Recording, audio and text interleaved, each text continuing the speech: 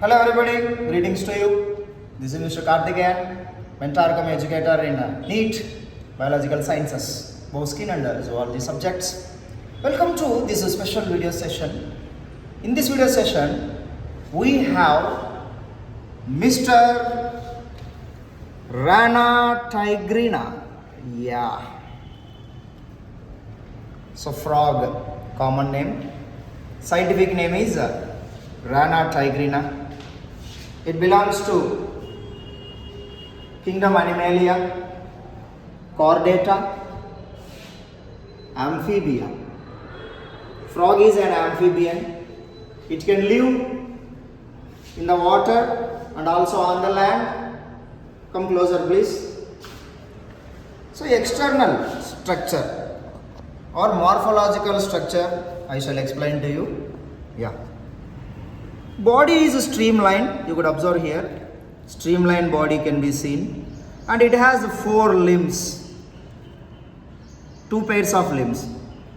2 forelimbs and 2 hind limbs. So each and every limb, it has 5 digits. So 5 digits in the sense this is called pentadactylus.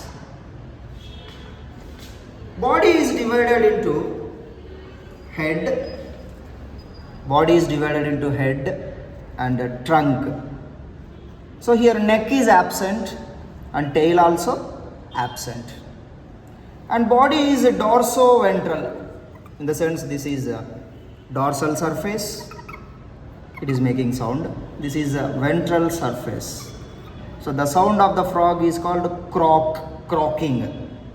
Croaking. Frog sound is called croaking. You could observe here, head has snout. The nose of the frog is called snout. Nose we should not call. At the snout, 1 pair of nostrils are found. So with the help of nostrils, it can respire. So respiration is pulmonary respiration in adult. In a tadpole, the respiration occurs through gills. In adult frog, the respiration also occurs through the skin. So that is called cutaneous respiration. So frog is the organism in which pulmonary respiration and cutaneous respiration and gill respiration, these 3 types of respiration can be seen. And the skin surface is rough and it is glandular, gases exchange purpose. Frog never drinks water, even it is present in the water. It can absorb the water and the content present in the water through the skin itself.